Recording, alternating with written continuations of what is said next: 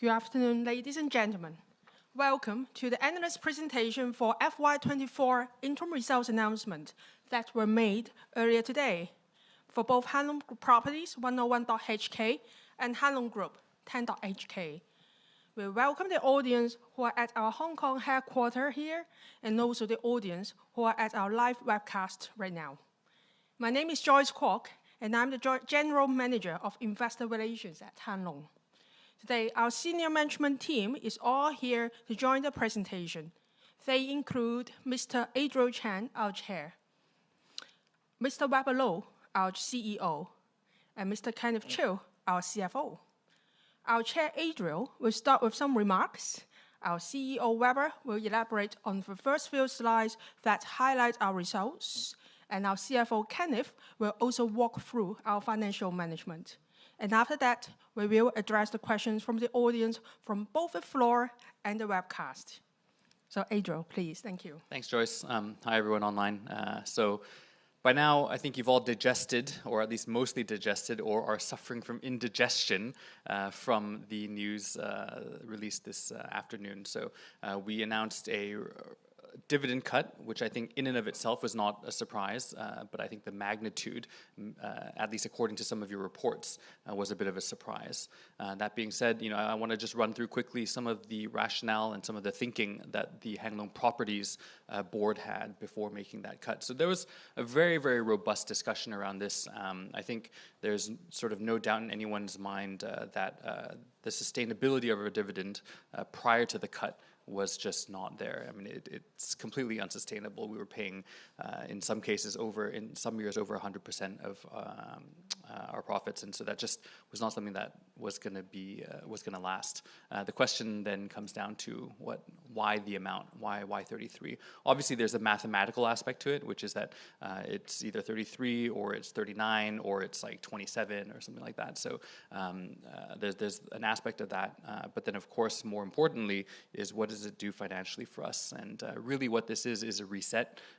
Although this is just the interim, I think the intention, if the markets move the way that we expect it to, is that this would be indicative for the rest of the year. I think this is sort of one clear and important point. It gives properties space, a little bit of space, so that we're not paying as much in terms of our payout ratio. So it gives us space to, in due course, start a more consistent and appropriate dividend policy and growth. That policy obviously is something that we've always had, but it has been somewhat less specific than some of our peers, and this is something that in due course we are also trying to address, and this dividend cut is a part of that. You all know us very well.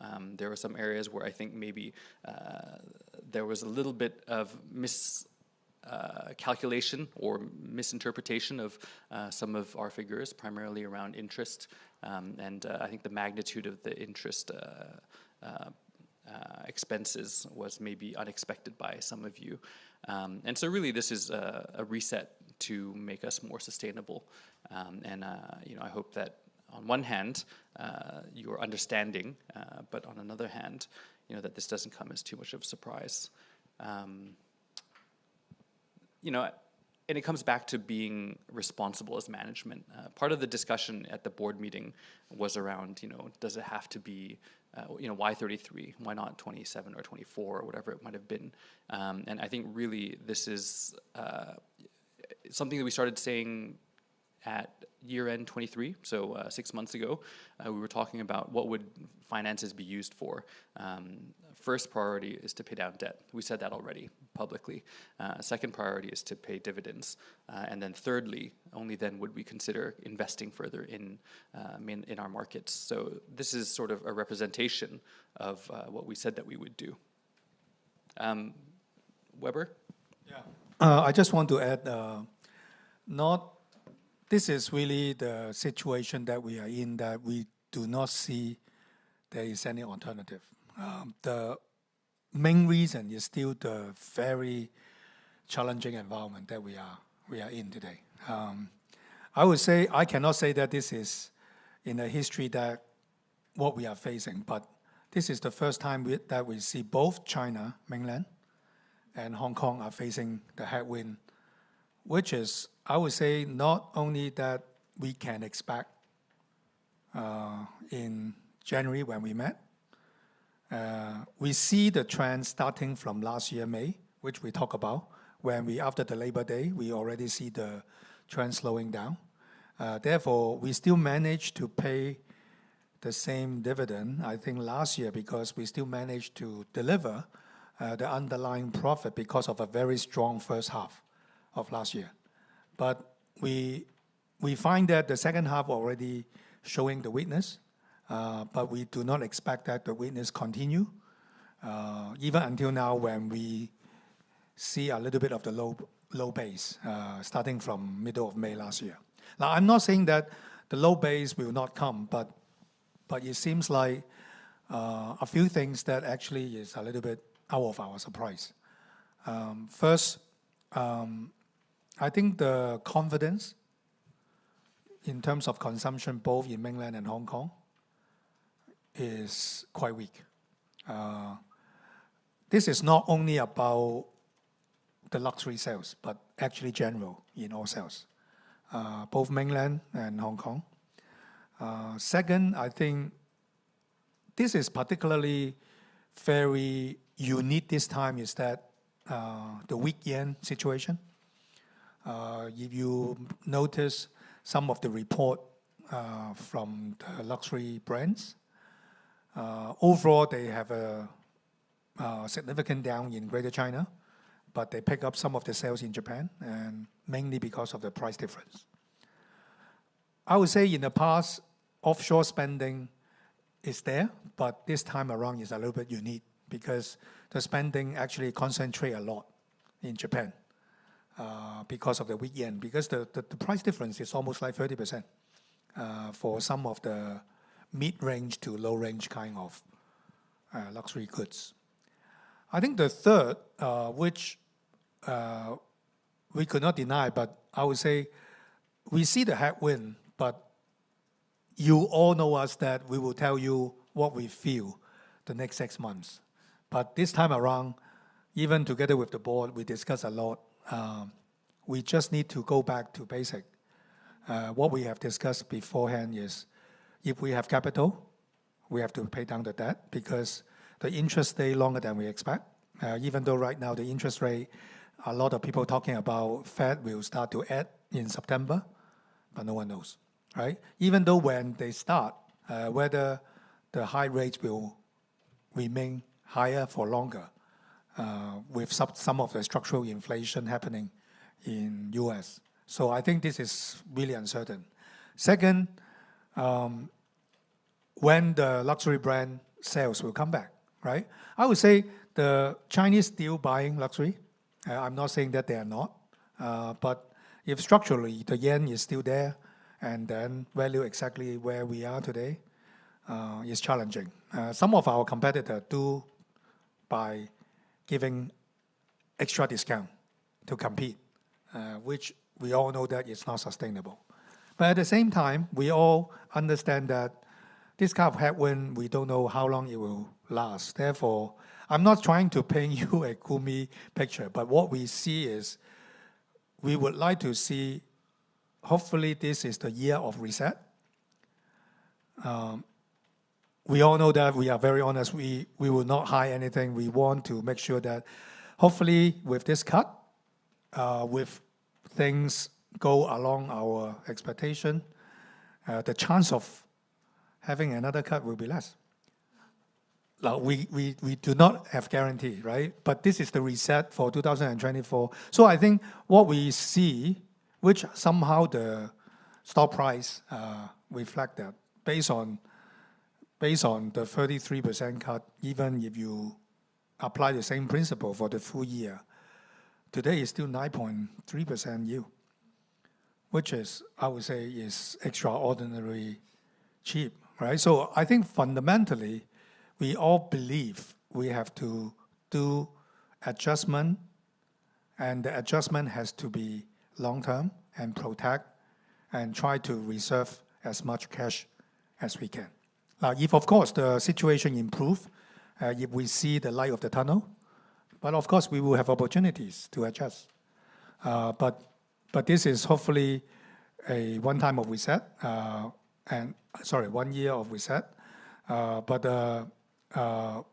We can't say anything to guarantee you, but what we see, the market is still very uncertain. Today, Hong Kong and mainland are facing headwind, but we see also the positive side of our business. But the negative somehow outweighs a little bit of the positive at this moment. And that's why we have a long discussion at the board and make a very cautious decision and also be responsible for the long-term health of the business. And therefore, because of this discipline in terms of financial discipline, and that's why we make this kind of decision. So I think I will stop here, and then of course I can elaborate a little bit more from the business perspective, then we open up for Q&A.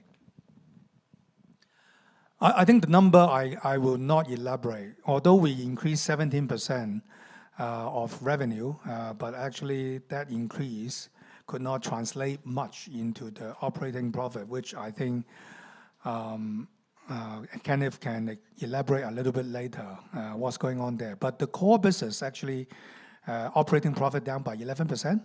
The underlying profit down to 22%, mainly because of the interest cost increase. Not only the cost on the borrowing rate, but also the balance.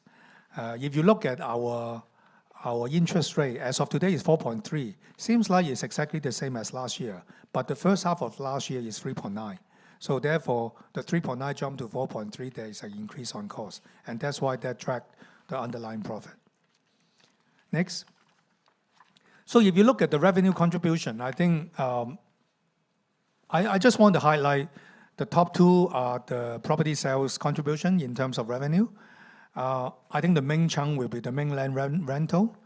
From a renminbi point of view, we are down by 3%, but because of the 2.8% renminbi depreciation in the first 6 months, and then there will be a 6% impact. Hong Kong is down by 8%. We can explain a little bit more about what exactly happening and why cost about 8%. Mainland China rental revenue, the split is more or less the same, 80% retail, 18 to 19% office, about 1 or 2% is about hotel and others. So I think the split doesn't change. The only thing is really, in terms of absolute level, is still at a very high level. And most of the job, which is in the next page, coming from retail, and that's 3%, I can upfront and talk about it. Our fixed rent actually increased. Our fixed rent increased single digit. And the drag is mainly coming from the variable rents because of the sales drop, which is, I would say, if you look at the rental reversion, most of the shopping mall, we got a positive rental reversion for the fixed, but actually the sales, when it come down, it translates directly into the effective rent. Next one. So I think this is really the numbers that actually not up to our expectation when we met in January. When we met in January, we already expect a negative arena in first half, but the magnitude is higher than we expect. We expect a single digit, mid-single digit to high single digit sales drop in first half when we start off. But now actually it's about 13. And I think the challenge especially is in the tier 1 city. For us, it's in Shanghai. I think we can elaborate a little bit more. But I think for the first tier cities, competition is more severe on one hand, but at the same time, the chance of first tier city customers traveling is even higher than the second tier city. So you can see that the outside Shanghai is less, and the sub-luxury actually have a gain. Good thing about, if you look at our CRM highlight, which we want to give a little bit of the confidence to ourselves first, if the market or us dropping by 13, but our member actually sales only dropped by 8. That means they are really our pillar to support the business. And the sales penetration now is already increased to 67%. So that means once we acquire the customers, and then we have more valid customers, because ironically, they actually become more active but spending less. However, they spend their drop is less than the overall sales of the total portfolio. That means we really actually lucky to have this group of customers. They continue to really support, and also they continue to be active, and then really contribute significant chunk of our total sales, both in mainland and in Hong Kong. And I would like to elaborate a little bit more is that if you look at the top end of the customers, the active ratio in terms of customer with spending actually is increasing. The only problem is the ticket size. The reason why is because of the confidence and also because of the chance of not having them onshore, I think is the main reason. I think the main drop is coming from the middle part, because customer now, they can travel. Luxury is not necessity. They don't need to buy every day. So if they only buy 2 times or 3 times a year, they can time it when they travel, right? So that group are the main drop part, which we need to arrest that, and hopefully we will find some way to activate, and some of those we can compete, and therefore they can retain and purchase in onshore. And for Hong Kong, I think the member sales increase, the sales penetration increase, and therefore I think the program itself really a positive to us. Okay, China office. I'm sure you all know about the supply. We outperform the market all the time, and primary reason is that our location is the best, the quality is the best. Even though we see there's a drop of 4%, but they still provide a very stable income to our business. And our strategy basically is to really ramp up the occupancy and try to make sure that the best companies stay with us. And this is really something we can maintain, and hopefully that will really give us a stable source of income. Hong Kong, there's a drop of 8%. I think mainly coming from 3 reasons. First, we have 2 anchor tenants. They are big tenants, just renewed this year. That's why we have a huge impact into the P&L. But because of that, we can renew them with longer period. So therefore, that impact hopefully will be one-off. These 2, basically one is retail, one is in the office, and therefore that anchor tenant renewal is finished, and hopefully that impact will be less compared to the next time.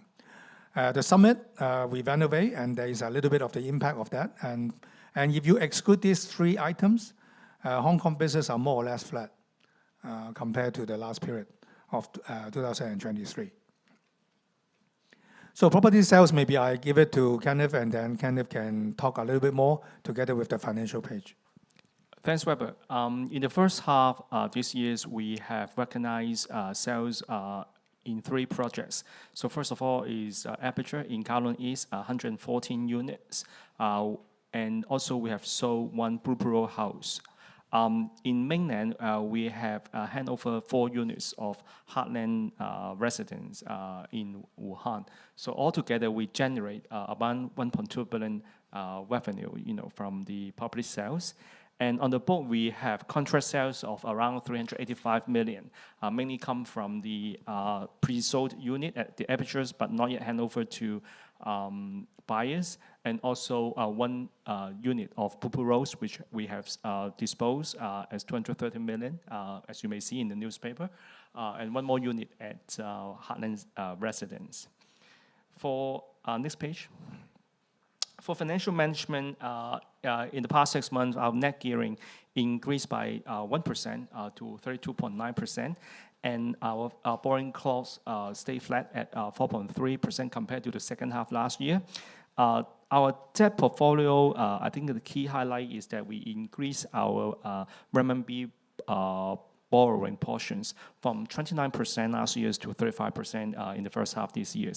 We deliberately to increase our renminbi borrowing exposure so as to manage, our financing costs, because as you may know, in mainland, for onshore renminbi loan, we benefit from the lower LPR, these days, after the 2 cuts in the first 6 months.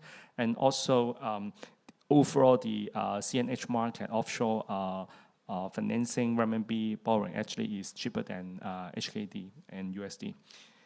And lastly, by the scrip dividend arrangement at HLP, we managed to reserve around 1.7 billion cash for the first half and improve our gearing by 157 bips. Last page, I think this is important. That's why we still put here. We continue the journey. Now 5 out of 10 mainland operating properties are powered by renewable energy. This exceeds our 2025 target. But at the same time, we continue to work with tenants to be the influencer in the market and really try to, on one hand, collaborate with them and save energy, but at the same time, come with collaborative actions and then to really how to really make progress in the sustainability part. All the others, I will not bore you on that. And then we also expand this LVMH collaboration with 16 more tenants, which we continue to hopefully be a change makers together with the tenant, and therefore we can make a difference on this sustainability journey. So I will stop here, and then of course open up for any Q&A. Thank you, Weber, Adriel, Kenneth. We now start the Q&A session. Please feel free to raise your hand. Indicate your names and the company that you represent, and I'll call your name or I'll call the questions from the webcast. Thank you. Can I have the first question from Raymond from HSBC, please? Thank you. Thank you, management, for giving me a chance to ask questions. So maybe I just have 2 questions. Number one is also regarding the key topics that many investors have been asking about the dividends. So, can the management share with us the dividend policy for both Hang Lung Properties and Hang Lung Group going forward? This will be the key questions that a lot of investors have been asking. And the second question is about your upcoming landmark projects, which is the West Lake 66 project in Hangzhou. Can management share with us the pre-leasing status as well as the timing of operating the mall? Thank you. So maybe I start first, and then of course, please supplement. I think first, we always have a policy by paying according to our core rental revenue. We do not have a percentage per se.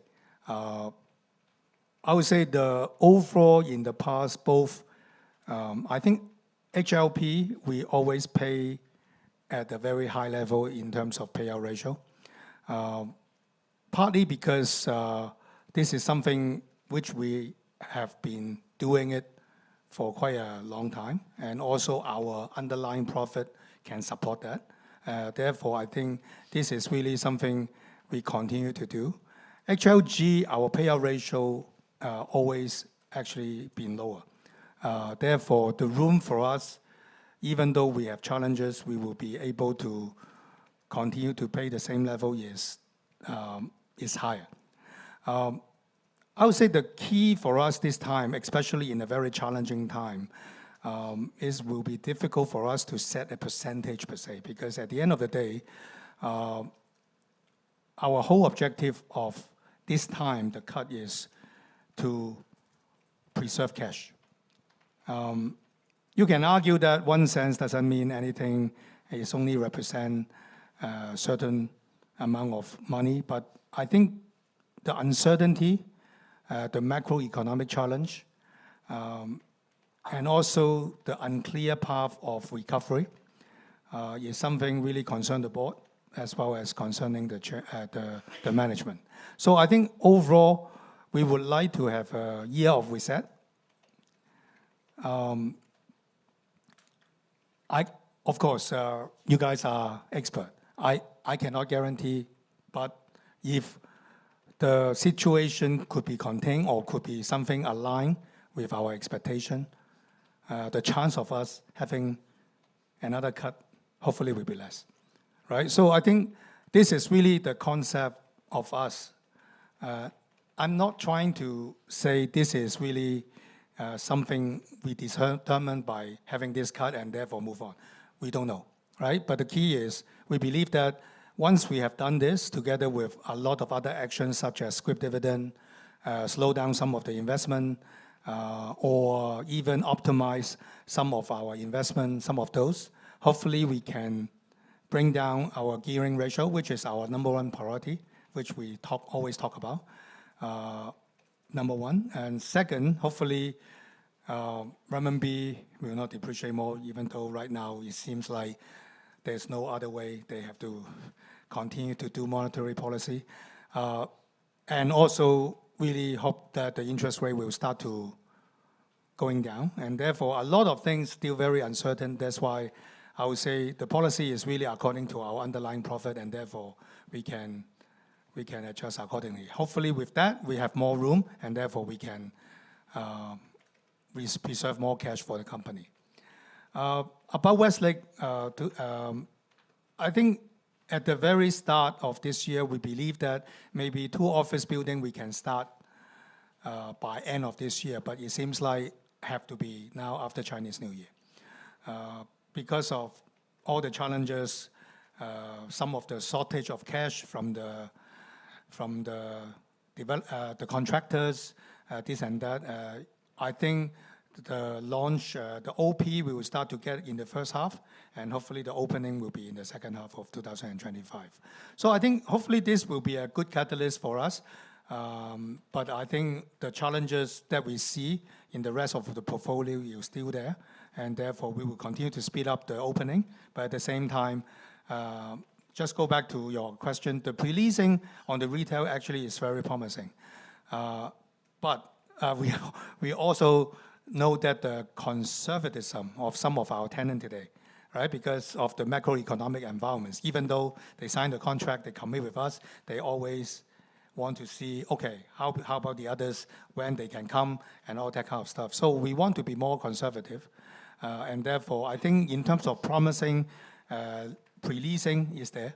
But the key is we also want to take a very conservative approach for the opening. And therefore, 2025, second half will be the opening of the mall. Okay, thank you. There's quite a line of a queue of questions over the webcast as well. So a number of investors is asking, the management have been mentioning repeatedly about the cash preservation, lowering the gearing, etc. Can you indicate the CapEx plan going forward? When would be the peak gearing ratio at level, and what would that be? Thank you. Okay, maybe I share with you guys some of our target. For the CapEx this year, I think it's around 6 billion, mostly because of our purchase in mainland China, and substantially Westlake 66 in Hangzhou is the major one. But after this year's, our CapEx actually, this year is the peak. Coming next 3 years altogether, the CapEx is around 5 billion, for next 3 years. So for both Hong Kong and mainland. And based on our internal latest forecast, I think the gearing, will peak, in this 2 years' time. Previously, I indicated earlier days, but because of the slower progress in the construction, as well as the slow progress of some of the asset disposal, the gearing peak actually would delay to 2 years' time, 2026. Okay, there's a follow-up question on the webcast over the gearing projection. Has your projection been including asset disposal or the proceeds from project launches? Thank you. For asset disposal, I think mainly in Hong Kong, I think the Aperture's sales, we have done, I think, more than 40% in terms of unit. We will continue to dispose it, after the completion. Actually, we just complete the construction for the apertures. Remaining houses at Bupu Road houses we will continue to sell. As you may see, we have already sold 2 houses in the past 9 months. We will continue to do that based on the latest market. For the service apartment in mainland, I think the progress is slower than what we expected. Team worked very hard, to launch our 3 residential, not residential, service apartment in mainland. But because of the commercial title, under the current market environment, actually, it's not easy to sell. But nonetheless, we still managed to dispose, some in Wuhan. Thank you. Okay. Back to the floor. Kao from JP Morgan. Thank you very much. My name is Carl Chan from JP Morgan. So I have a few questions about the tenant sales in mainland China. Year to date, I think the tenant sales dropped by around 13%, right, year on year. Just wondering if you can share a bit more colors on the differential of performances by category. Any type of category may outperform a little bit more, which one might underperform a bit more. And then as the second question is that we observed that in terms of tenant sales, the sub-luxury malls actually outperformed the luxury malls. Do you expect that to continue in the second half? And then, so just now we talked a lot about the headwinds that we are facing around the mainland China retail sales. So what are we doing to offset some of these challenges going forward? For example, are we actively changing the trade mix? So can you share a little bit more on that? And finally, just now you mentioned that the rental reversion for the base rent is still positive year to date, right? Going forward, do we expect that to stay positive in mainland China? Thank you very much. Thank you for your question. I think I will sum up like this exactly. Maybe you already pick up the sales difference between the sub-luxury and luxury mall. I think in my chart already show our main headwind in the last 6 months was in Shanghai. But I just want to provide the fact to all of you that our Shanghai sales is still a double of the sales before COVID, right? So therefore, there's some normalization. I have to say that what level this normalization will stop really also depends on the trade mix that we have, and also compared to 2019, what kind of store at that time that we have. Because in 2019, we only have Plaza 66 basically, right? But now we have 5, 6 luxury mall, which they will be able to contribute more sales compared to 2019, right? So I think overall, I will expect in second half, sub-luxury will continue to grow because they are very sensitive to traffic. And traffic, actually both luxury and sub-luxury mall, they are mildly up, both luxury and sub-luxury mall. However, luxury mall, they are more sensitive not about the traffic, but more sensitive about the ticket size, right? Because in the past, maybe out of the 10 people coming in, 7 of them will buy, and their ticket size will be higher. Now, even though they buy, but the ticket size is less, right? So I think what we have done, of course, working with the tenant, not only by ourselves, working with tenant, is to really improve the trade mix by having the wide range of affordability of price range, right? Because say, for example, F&B. Nowadays, if you're charging over $300 per meal, very difficult. But if you are charging below 100, the business are still doing well, right? So therefore, the mix has been tuned. The trade mix between the sub-luxury and luxury has been tuned. The percentage of cosmetic and sub-luxury jewelry and watches has been tuned, because given the fact that right now you're so uncertain, the gold price keep going up, the people going to buy gold actually is more. So there's a lot of adjustment in the last 6 months going in, and therefore we have to work with the tenant and adjust our tenant mix and try to really optimize what the customer really want right now. This is one. Secondly, I think we are also adjusting our CRM program. I think in the past, the top end maybe account for 20%, the lower end account for 80%. Now, basically, you need to have more tiers to attract and make them more relevant, and therefore they can be engaged, and therefore they could find the value when they come to shopping with you, right? So therefore, we have to adjust our CRM program to activate or to engage our customer in different way by giving out F&B, by giving out a lot of different activities and make them have more reasons to come to our mall. I think this is another thing we are doing. The third, we are leveraging on our portfolio by cross-selling our office tenant into retail, by cross-selling our IT supplier into our office, by cross-selling. We do all that, right? So I think the whole objective is because if there's no new fish outside, we have to optimize what we have under our control. This is what exactly we are doing. So therefore, you see our occupancy, no matter in Hong Kong and mainland, are improving in the last 6 months. Not because we are dropping rent, but because we are welcoming and making more relevant trade to be in the mall, and therefore they will be well received by the customer, and therefore they can do business. For example, a few more, you see the sub-luxury improve, like Riverside, like Palace, because we increased the occupancy in a much more satisfactory level.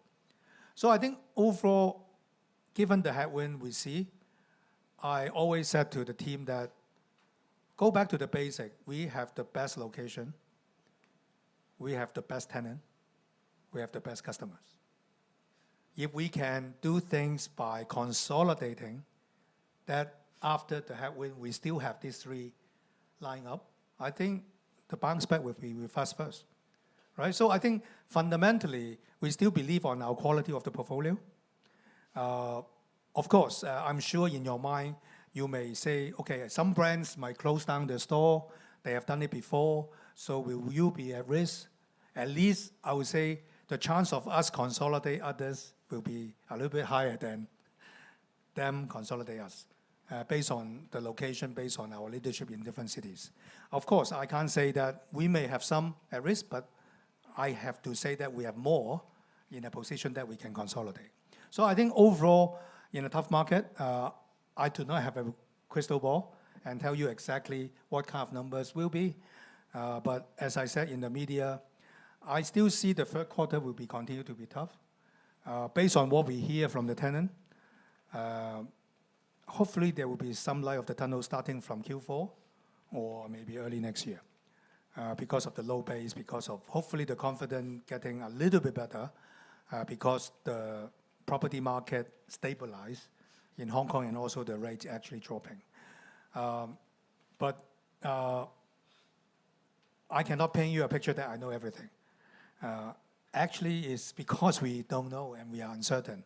And that's why we have to make this bold decision to have this dividend cut to preserve cash. So I just want to answer you in this way. Praveen from Morgan Stanley. Thank you.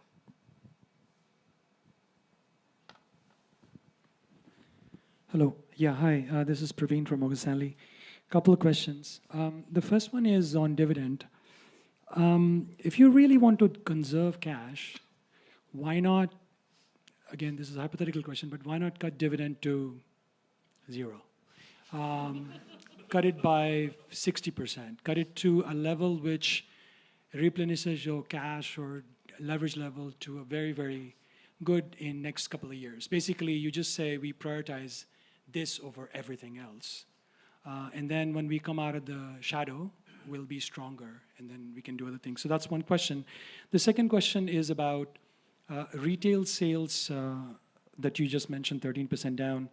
Would you give us a little bit of qualitative directionally between Q1, Q2, and June?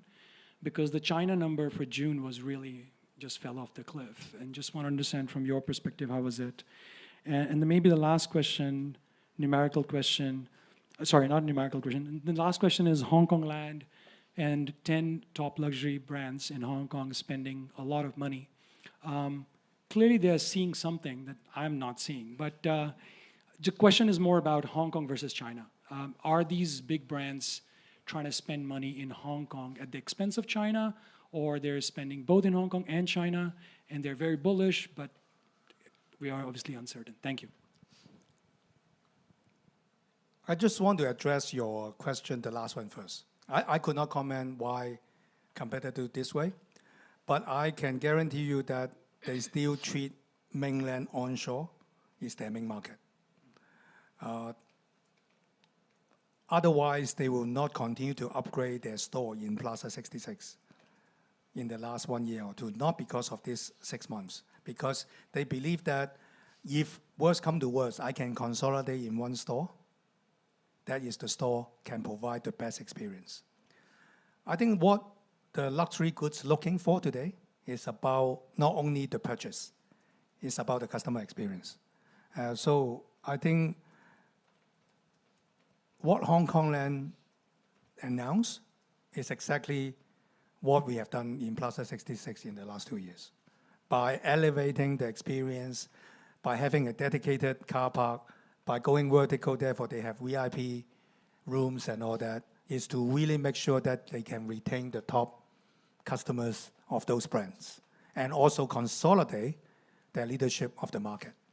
So therefore, I can really say it's not because they have seen something in Hong Kong and therefore they give up China. No, definitely not. We also need to think about how we can improve the experience, and that's why we announced last year that we will have a phase 2 of Plaza 66. Not a big area, but that will add varieties, that will add experience, that will add outdoor, indoor kind of journey to the customer in Plaza 66. And therefore, we would like to walk away from a journey of purchase instead of moving into an experiential customer experience, both younger generation and older generation. Go back to your first question. I think this is very interesting. But unfortunately, in the real world, there's no black and white. You are right. If I can cut more, but also I need to balance between shareholders, the way how the market look at us, and also the justification. So I think we already know that even we cut 5%. In our history, we cut one cent. The people already go after us. So whether we are 33 or 25 or even more, is it matters? I think we just need to really strike the balance, both financially, but at the same time also, we are not losing all hopes. Right? We believe that the market is still there. I don't think this is the end of luxury in China. I don't think so. Right? And I also do not believe suddenly Hang Lung could not master the leadership position in those cities. We don't think so. But we believe that there will be discussion, headwinds, discussion about sales and all that will happen in the next few years. And that's why we have done this. And the second question, sorry, I forgot. It was Q1, Q2. Yeah. Apparently, Q1 dropped exactly like Q2. They are not getting worse or they are not getting... I think in June, maybe the whole market fell off, but because the base of June last year already lower. Therefore, the fell off is not extraordinarily high. Right? So I think fundamentally, I think this is more about the seasonality, right? Because when starting off the summer, people start to travel again. I don't know whether you look at some of the numbers, which actually we look at very carefully. Global Blue, the tax refund company, we track in June. The refund from mainland Chinese is 122% of June 2019. So that means people spending more, and mostly actually in Japan. But somehow the spend already meet the pre-COVID time. But when you look at the Japan arrival from mainland, it's only 66% of pre-COVID. But per customer spend is 50% more. Right? So I think there's a lot of dynamics changing, and this new normal is different from pre-COVID. Right? And this Japan unique situation, because they are so close. I don't know whether you know, you can buy a 700 renminbi tickets to go from Shanghai to Tokyo right now. So basically, if you can spend a weekend, you can basically spend a few thousand, then you can go there. And then if you want to buy there, it's quite convenient for now because there's no visa restriction or whatsoever from local, right? So I think overall, I don't see the first quarter drop less compared to Q2, and therefore it continued to worsen. What I see is they did not rebound, even though with a low base. And therefore, hopefully we can monitor more. And Q4, the reason why both the brand and us have a little bit of the hope is because we have more activities. And normally when activities come, because they want to be our core member, they will continue to shop onshore. And also because of the seasonality, less travel is in Q4, except Christmas. And therefore, I think this is a little bit of the light, but I cannot guarantee because I don't know, right? That's why we have to continue to monitor closely at the situation. But the portfolio effect that bring us a little bit of the prosperity. For example, Dalian, we are moving up. Wuxi, even with the very high base, we are more or less there or even increase a little bit. And a few cities we are consolidating and seeing the impact, but the sheer size is still coming from Shanghai, therefore we're still feeling the pain. So therefore I would say overall it's a bit challenging and very difficult to forecast. We don't want to be ahead of ourselves too much.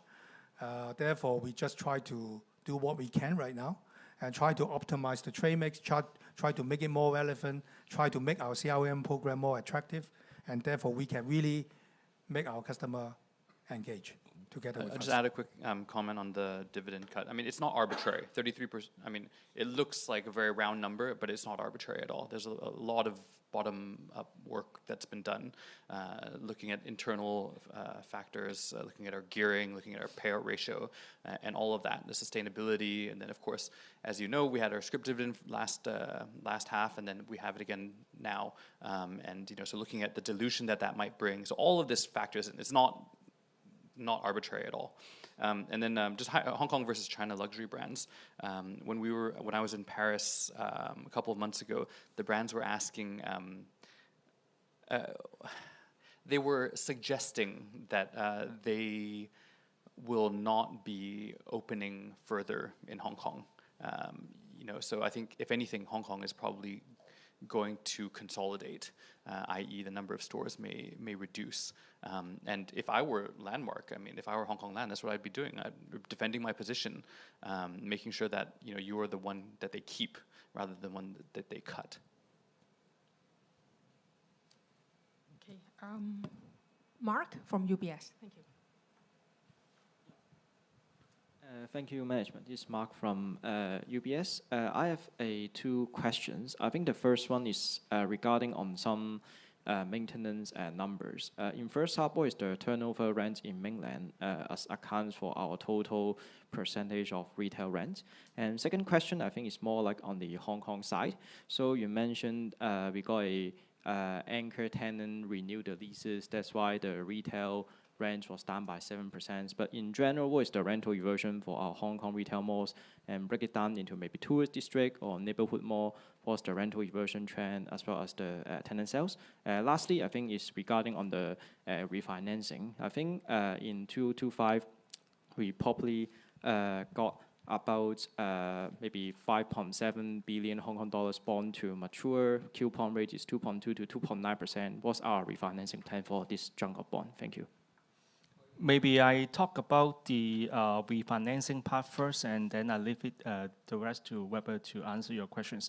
Actually, for refinancing, if you look at our debt to be due in the coming 2 years, 11% of the debt will be due within 12 months, and the other 24% will be due in 2 years. So altogether is around 35%. So you can think about 1/3.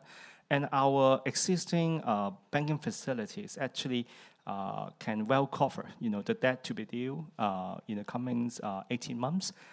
So far, our refinancing in both mainland and Hong Kong are very smooth. I cannot tell you too much details, but at the project level, basically for these years, we have already done all the refinancing onshore. Offshore, we have plenty of facilities to be used. So I don't have much concern about the refinancing.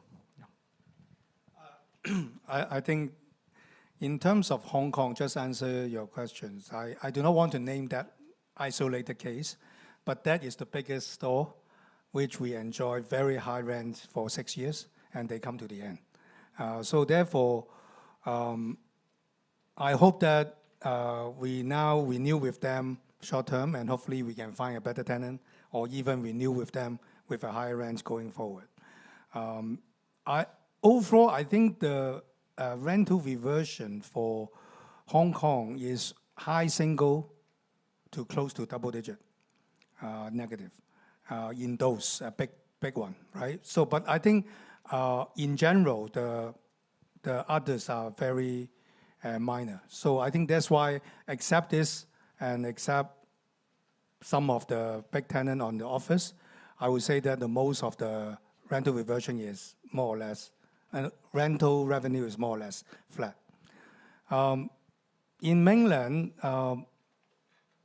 I still see the fixed rent will maintain at a very high level. I can only say that our variable rent is from 20 plus down to 20 plus. Still at the 20% range in terms of sales rents. But that magnitude is big because of the sales is big, right? Our fixed rent have a single-digit growth. Actually, in the last 8 years, we have 7 years. No, sorry. In the last 5 years, our fixed rent has a CAGR growth of single-digit, right? So we always said that when our sales doing better, we always take the chance to turn that into fixed rent, and we are doing that. The key is there's still a room of sales rent, which is up to really the market and also up to the sales level that we can achieve. That unavoidably, when the sales come down, it will have an impact to us. So overall, I still confident that our fixed rent will be there, will be more or less maintained, or even still have the positive arena.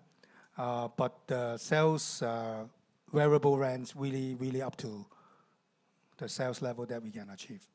I'll just also add one more thing. The brands are very smart. They always negotiate variable rent when markets are bad because they want to pay less rent. So I think what you can expect coming out of the brands and out of other landlords, luxury landlords, going forward in the next couple of years, if it is going to be as uncertain as we think, is that you'll probably see more brands pushing for variable rent. But of course, the total rent's coming down because they're not doing the sales, or the rates are actually being negotiated lower. Thank you. In view of the time, I can take one or two more questions from the floor. Maybe Cindy from Citi. And then Sarah, it's going to be your turn next. Thank you. Thanks for the question. Thanks for the opportunity. This is Cindy from Citi. I have 2 questions. The first one is on luxury tax on mainland China. Do you have any initial thoughts on luxury tax, and what would be, say, impact for your tenants and customers, and how are tenants initially responding to that? Second question is on the phase 2 of Plaza 66. So obviously, first half Plaza 66 faces quite some headwind. How do we reconcile the investment as of the time being with, say, tenant sales outlook? And what's our, like, say, expected return on this capex going forward? And in terms of tenant commitment to this expansion, is there any change to their interest over the past 6 months? Thank you. Okay, so I'll start then. So luxury tax, I don't have any clarity on that yet. Obviously, I don't think it would be good if it gets implemented. That being said, this would sort of be reversing some of the reduction that they made, was it a couple of years ago? So we have to wait and see. And the thing is, the brands are very dynamic in their pricing. They take all this into account when they set their own pricing. And so they will try to normalize a little bit too, I'm sure, so that the pricing cross border is not the gap is not too big. Plaza 66, actually, I mean, phase 2, we're pushing that ASAP. No intentions to slow that down. If anything, we'd speed it up. Despite the drop in Plaza 66 sales, I think this really adds more than just additional square footage. It's additional service, additional experience. It's a different type of experience. We're bringing in that more outdoor element that didn't used to exist in Plaza. And the numbers, I think it's a couple $100 million, but it's while it's not negligible, the return would be very fast based on the plaza rents. So we're not worried about that at all. I think the interest has not been changed. Effectively, it's fully leased already. The key is when we open, we believe that we can pay back the whole thing in a few years. So in terms of return on investment, because we are just adding areas to fulfill some of the long queue coming into Plaza 66. So I think that one, even though with a very challenging environment, I'm not too worried about it. We add more value to make the whole product better. That should give us more opportunities to retain clients, to consolidate store from the rest, and that I think is the key for us. To supplement, the additional floors are all retail floors, will be 13% more retail areas for we call pavilion or for phase 2 of Plaza 66. So as Weber mentioned, because for Plaza 66, actually there's a long queue for a lot of tenants. So I think the payback is quite, I would say, very, very lucrative. We don't need to worry much about that. Yeah. Maybe I'll try to extrapolate another important point from your first question on luxury tax.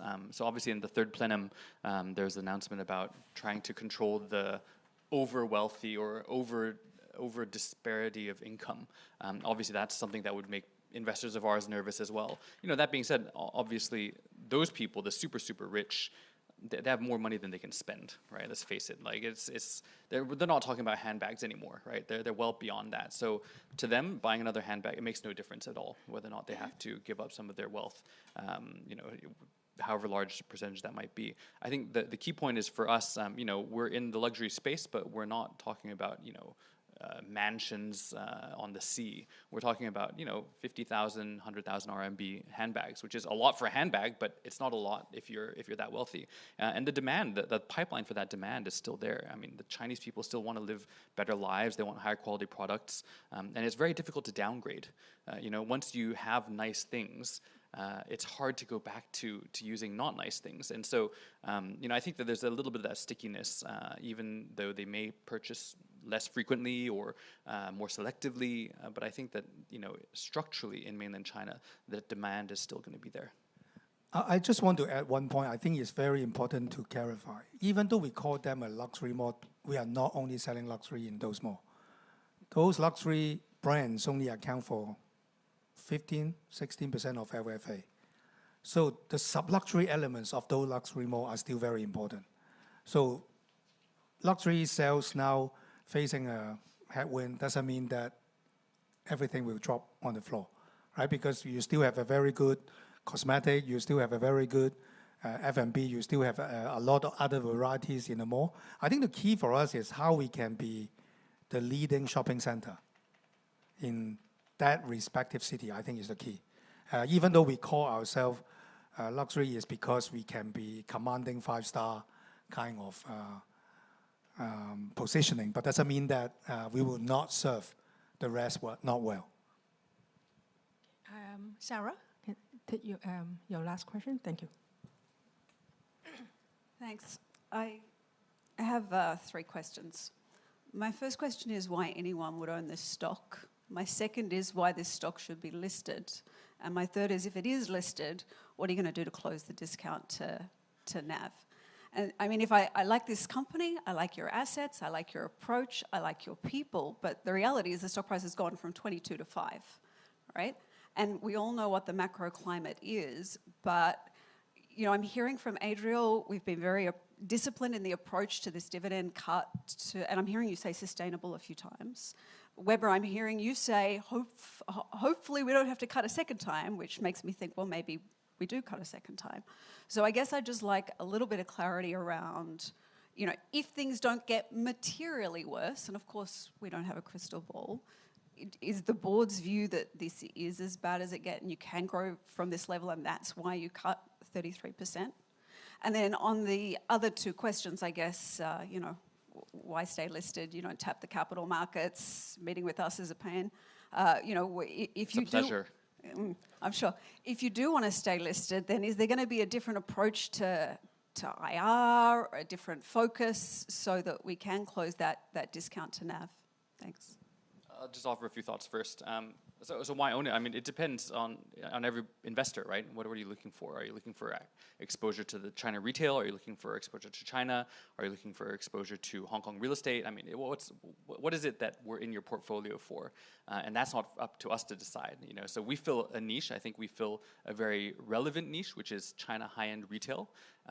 The share price obviously does not always reflect what we think the health of the business is, because there's so many other factors.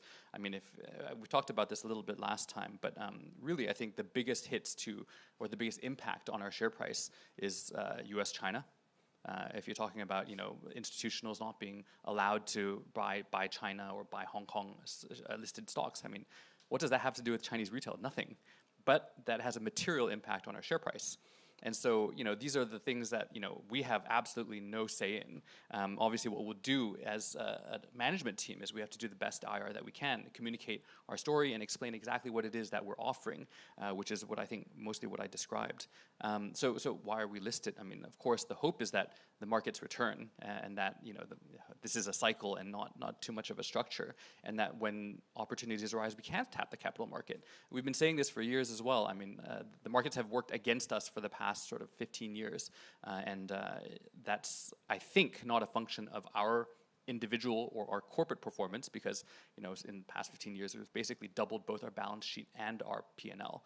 Yet the share price is where it is today, which is like, was it 1/8 of what it was in 2010 or 2011? And so, does the share price reflect our operating business? Probably not. But does it reflect the market? Now, of course. I mean, it is the market. And so, to be listed, we have access to capital in that way, should we need it. And I think that is still an important value.